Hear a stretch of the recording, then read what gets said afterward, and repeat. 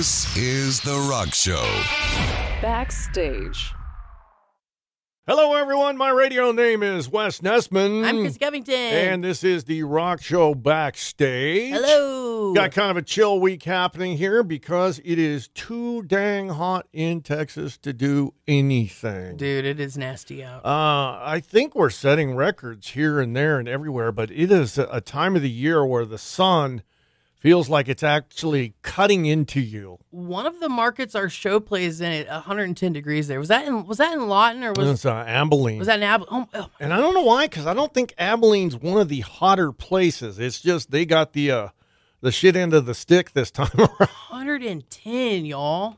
Yeah, it's That's brutal. that's evil. You know, and a lot of people will tell you, and I can't tell you where that mark is, but they'll tell you there's not that big of a difference between, say, 99 and 101 or whatever. There is, and it's more than mental. It really is. Like I said, it feels, you know how a tattoo needle feels like it's simultaneously cutting and that it's just like the feeling of a tattoo needle. That's all I can, Burning. the only way I can describe it. Yeah. Very, very hot in Texas. It is like a blow dryer in your face. Because Yeah. we got the wind, too, and it doesn't feel good. The breeze doesn't feel good.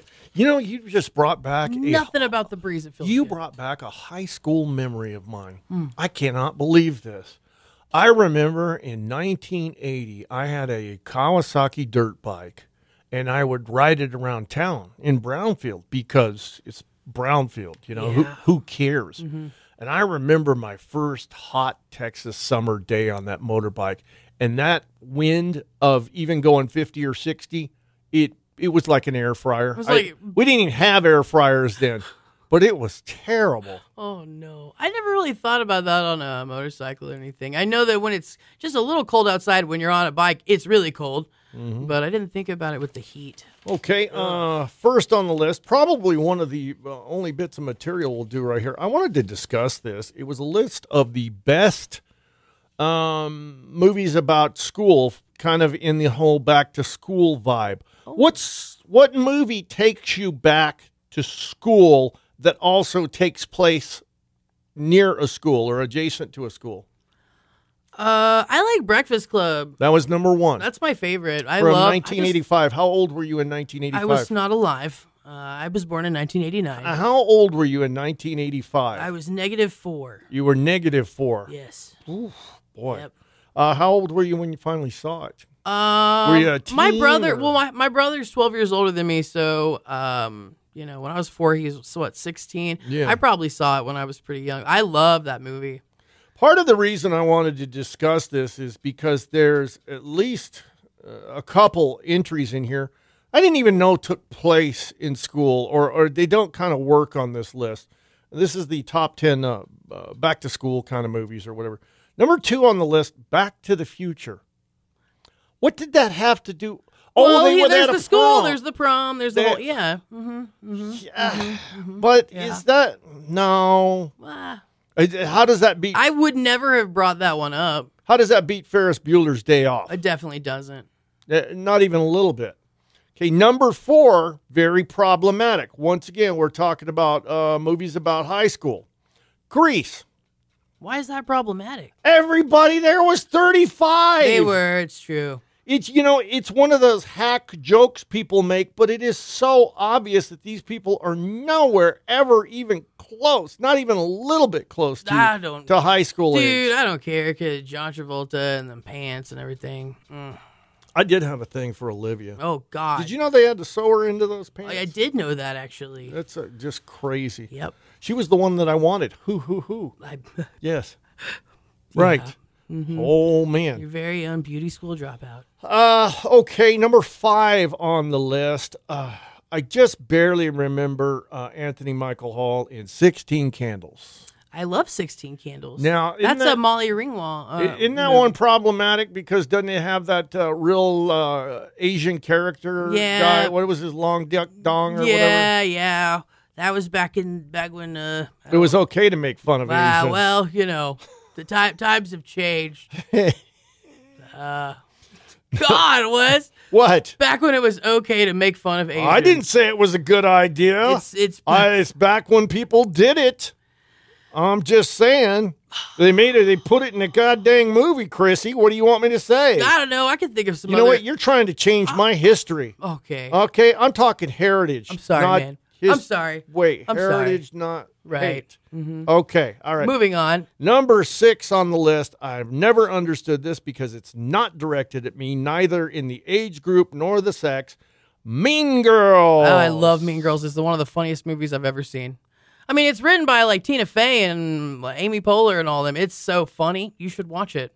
Really? Yeah, it's not directed at you. Have you watched the new one, the musical? No, I don't care about any of that. And I wasn't really, honestly, I wasn't interested in seeing Mean Girls when it came out because I was like, this looks stupid. Right. It's so fucking funny, dude. Really? It is really, really good. Yeah, because it's written by all those SNL people and stuff, and they did great. Coming in at number 7, the movie that I think should have been number 1. It's my favorite one on my list and probably one of my top 3 movies of all time. You want to guess what it is? Guess. I don't know. Fast Times at Ridgemont High. I should have known that one. Fast Times at Ridgemont High, Yeah. because that was, it came out in 82, so it was, I had already graduated for a couple years, but that's pretty much, like the freshman at my school. Mm-hmm. It's very, very interesting, and I love talking about this, and I hope I don't bore too many people with this. Fast Times at Ridgemont High, the movie, was based on some articles that were in Rolling Stone. And I had actually read those when I was about, 16 or 17. And the thrust of the articles is only slightly portrayed in the movie. The whole articles were about this actual Ridgemont High and the hierarchy of the kids working in fast food and how the kids that worked at one level of fast food would look down on the people there and there. And see, and that kind of, the only way that is still part of the thread in the movie is Brad's little adventure. Mm-hmm. Because Brad, he's the top shit burger cook, whatever, blah, blah, blah. Yes. And then he goes to seafood guy, and then he works his way down to the convenience store for the big ending. But that's what the articles are all about. Interesting. It's like, and what it really reminded me of is right around 82, I was working at a theme park. Mm-hmm. And it was like that. It's like the log ride guys were the studs. Yes. The mine ride guys were kind of whatever. And then there was the whole hierarchy down to the people who swept up and stuff. I always think about you working there and didn't you say you dated the funnel cake girl? Yep. Yeah. Funnel cake girl. You said her neck tasted like powdered sugar. Mm-hmm.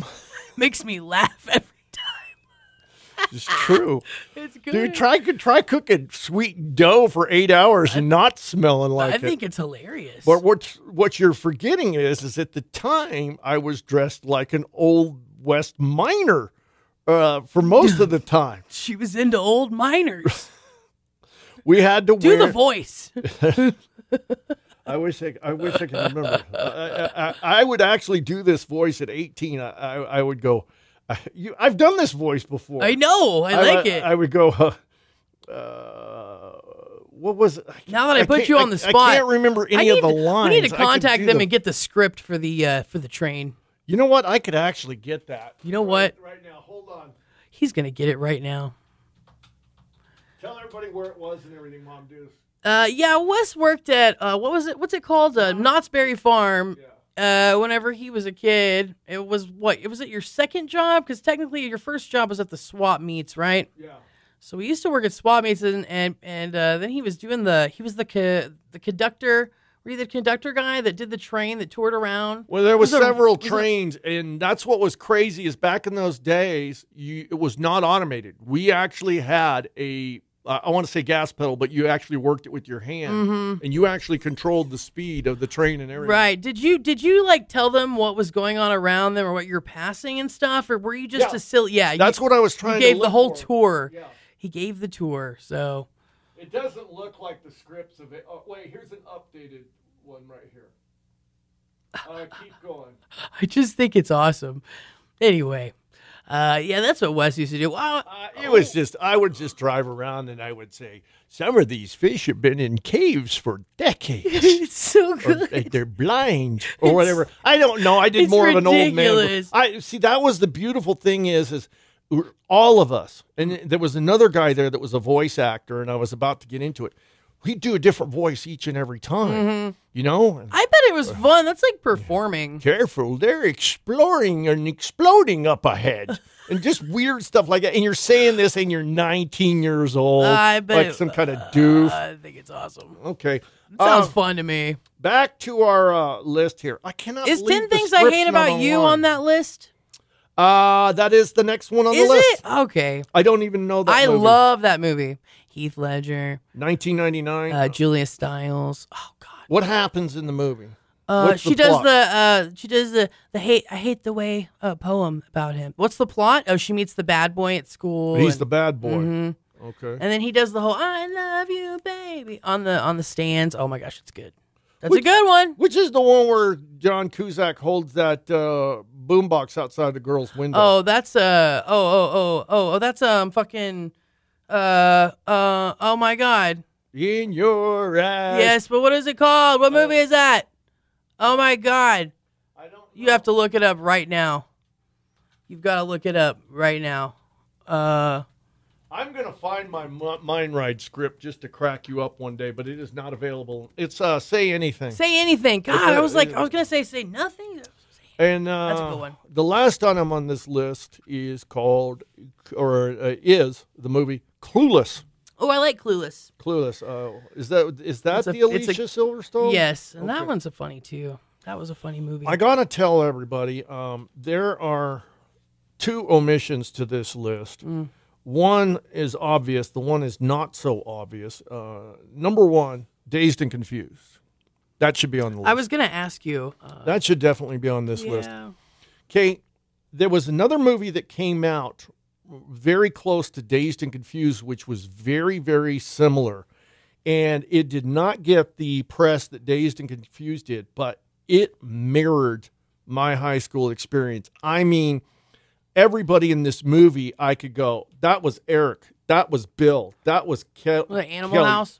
No, it was called The Stoned Age. Stoned Age. I don't think I've seen that. It gets even more familiar than that. Let me explain this. My very first concert I went to in 1976 was Blue Oyster Cult and UFO at the Los Angeles Forum.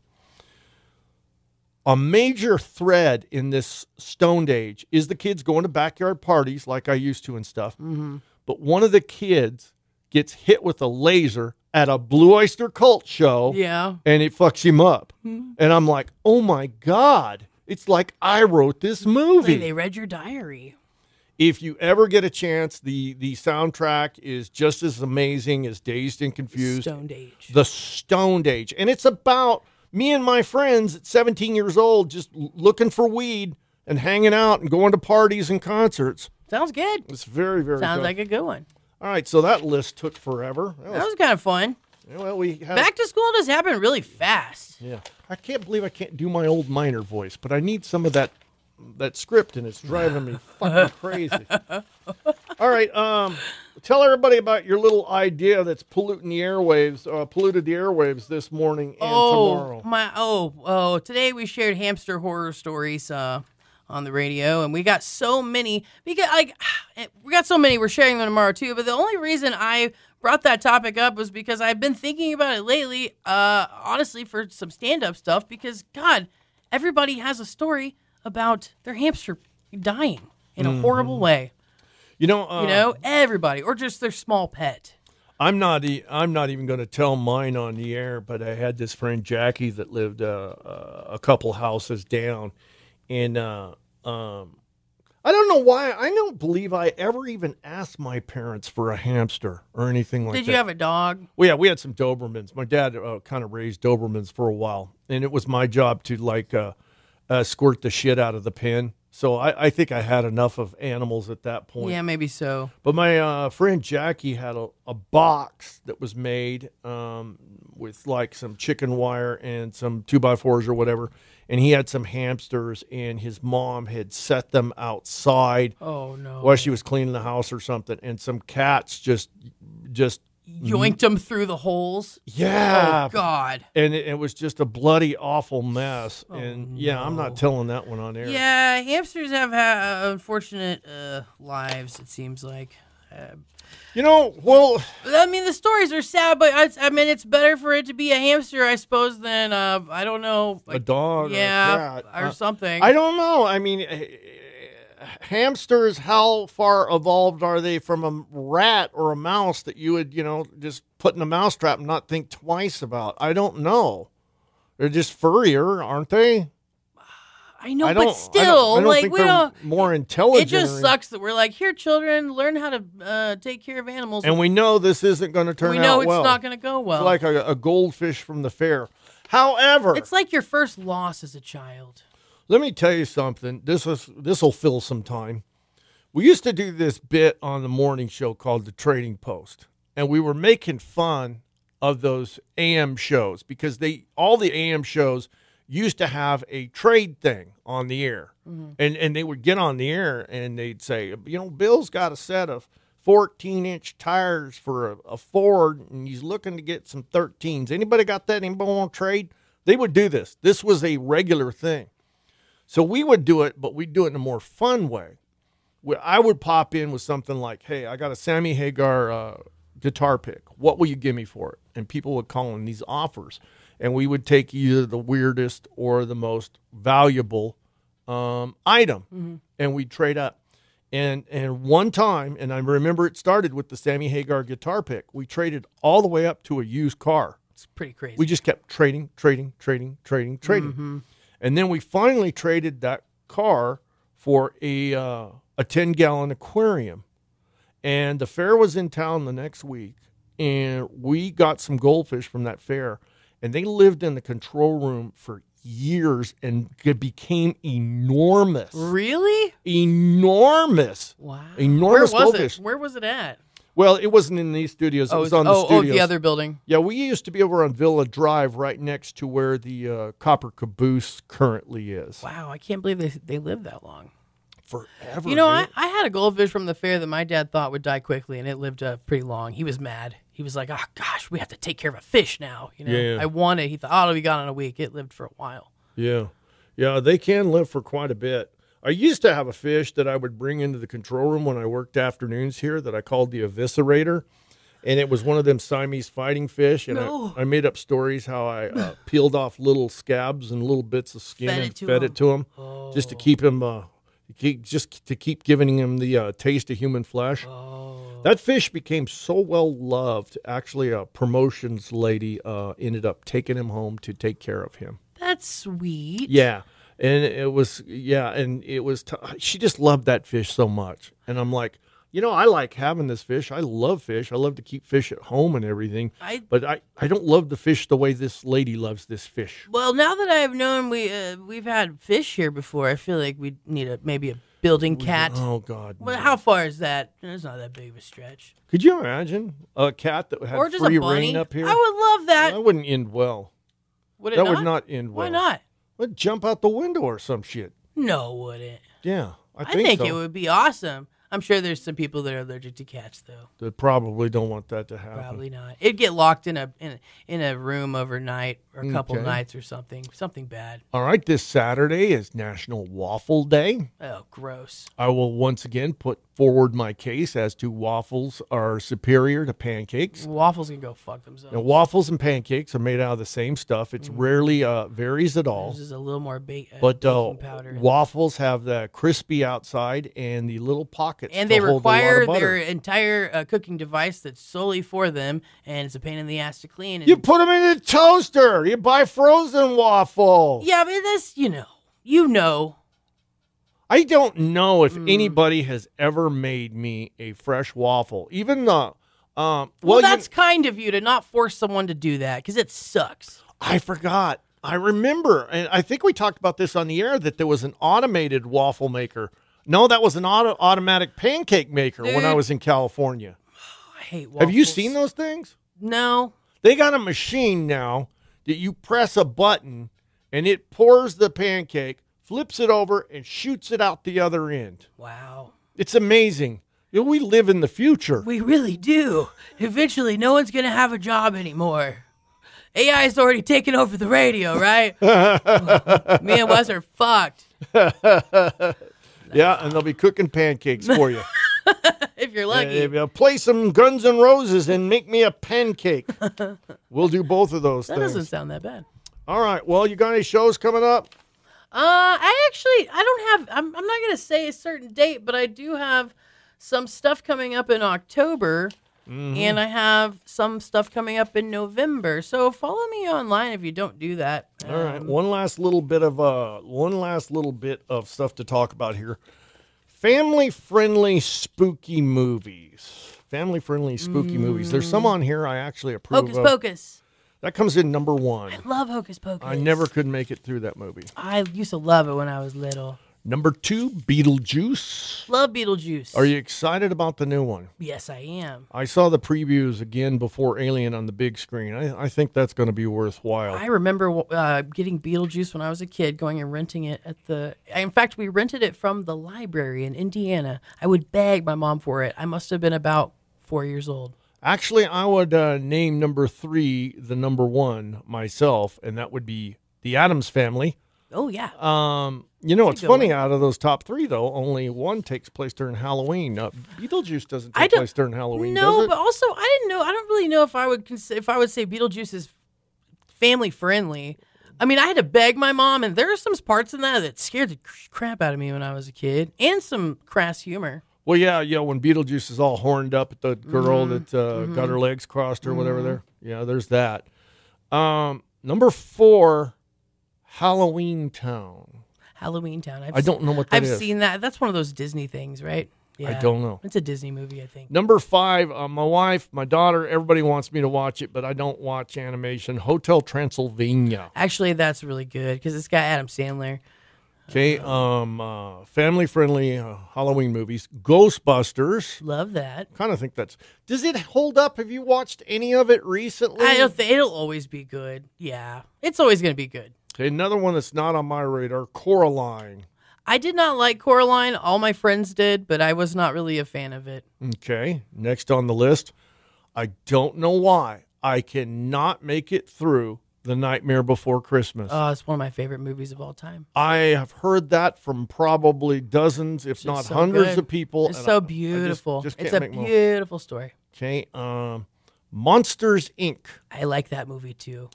I found it... I think it's super cute and funny. I found it to be one of the less obnoxious kids' movies. I liked it a lot. Yeah, I think it's good. Number 10, The Corpse Bride. I hate that movie. That movie's stupid. They could have come up with a... Which one's The Corpse Bride? I'm now mixing it in my head with The Nightmare Before Christmas. No, God, please don't, because they're nothing like each other. No. It's stupid. That was a huge letdown. That movie was. I don't know what anybody was expecting, but it was not good. Oh, that's with the Sally and Jack. It's not whatever. Sally and Jack. They're from Nightmare. Okay. This is the stupid shit. Don't compare them. Oh, that's not them? No. Okay. That's why. Yeah, exactly. That's why they fucked some shit up. It sucks. 11 is Monster House from 2006. I have seen Monster House. That movie's actually pretty cute. I did not know what we were getting ourselves into. Yeah, it's actually pretty good and a little bit spooky for a cartoon movie. Coming in, the house is haunted. Number 12 from 2015, Goosebumps. Oh yeah, Goosebumps. I don't know about that movie. The movie, that particular one. I don't know about that. Number 13. I don't know that it belongs on this list, but I found it fun. Hubie Halloween. Oh yeah, the Adam Sandler one. Yeah. Mm-hmm. Okay, that was quite enjoyable, but it was just goofy. It's stupid. It's not. Yeah. Number 14. That's one of JJ's favorite movies. He loves that. We're leading up to something here. Are we? Number 14, Coco. Have you watched Coco? Nope, I have not watched Coco. I know about it, but I love the Day of the Dead imagery, but again, an animation. You're not a big cartoon guy. Number 15, we used to always look forward to The Great Pumpkin, Charlie Brown. Yep. And I have no idea why. My grandpa used to call me and go, "It's on TV. Turn the TV on." My theory about that was the Charlie Brown movies were the only time that cartoons were on in prime time, and that's why kids loved them, even though they were shit. You know what I mean? Is that it? Maybe that is it. That's what I believe. Well, what's The Great Pumpkin about? It's about Linus whining about being in this field or whatever, that this that there's this Santa Claus of Halloween that's going to come visit or something. And Charlie Brown is having the worst Halloween ever. He has the worst day ever every day. And it's not like there's jokes in there either. But you watch it for Snoopy. Okay. Okay? You watch it for Snoopy. All right. And then, not making the list, but the author of this particular article mentioned this. This is one of my, this gave me my love of Halloween and spooky things. From 1967, I would have been 5 years old when it came out. Mad Monster Party. Do you remember Mad Monster Party? No, I have no idea. Hold on just a second here. Is it good? Is it something good I need to see? There's a lot of movies on there. One of them movies where it was kind of that stop motion animation. Oh, I like that stuff. And it was kind of the whole Monster Mash era right there, and it had Boris Karloff. Let me open it big so I can see that. And it had this whole I know that skeleton band. I recognize that. Yeah, they played a little song and stuff right there. Do you have that movie? No, it's from 67. I'm sure that it's out there somewhere. But it's really, really goofy. And I recognize some of those photos. All the big characters are there: Dracula, King Kong, Frankenstein, because they're having a party. So that's kind of what what's that other one you were talking about? The Dracula one or the vampire one that has I told you has the voice of Adam Sandler in it. Hotel Transylvania. So it's a lot like that because they're all getting together for a party, and there's Frankenstein. There's all the. Oh, really? Yes. So it's very similar to that, actually. Well, looking at that photo, it's one of those old ones that played over and over and over when I was a kid, you know. And you got the little animated, and it was creepy and scary, but not enough to give you nightmares and all that good stuff. Also, now that you guys know just how much Wes does not like cartoons, I need you, especially all of you interesting, cool adult people that like good cartoons like I do, to tell him to watch some of them. Just a couple. It's not going to happen. Because I'm obsessed with cartoons. I watch all of them. I can't get Wes to watch a single one. Well, the big problem... even with major comedians in them. They don't set up the rules of their universe. There are no rules. Properly. Wes, there's no rules. That's right. And that doesn't work. Okay, if a character gets killed, they just roll his head back to his body and all of a sudden he's good. It's like, what's happening here? And then there's the part, there's the singing. Okay? They're not all singing in all of them, Jesus. Yes, there's the Not singing. everything's Beauty and the Beast. Fuck. You know, fuck all musicals. I really want you to watch Mike Tyson Mystery Machine because it's got our boy, our boy. Norm Macdonald. Yes. Who you're trying to think of right there. He's dead. Yeah, very much so. Just leave on that note. Yeah, that would be a great way to leave. If you happen to hear this on Thursday, the 22nd, Chrissy is out at Twin Peaks tonight selling feet pictures. No, I'm autographing feet pictures. No, is what I'm giving away T-shirts. Giving away feet pictures. No feet pics is what she's doing tonight. She's actually attending in swim fins. Come hang out with me. I like to hang out in the back right corner. My little table where it's dark and nobody notices the feet pics. Oh, come on. Unless they've got cash. All right. Okay. I'm not going to say no to cash. All right, then. This has been The Rock Show. Backstage.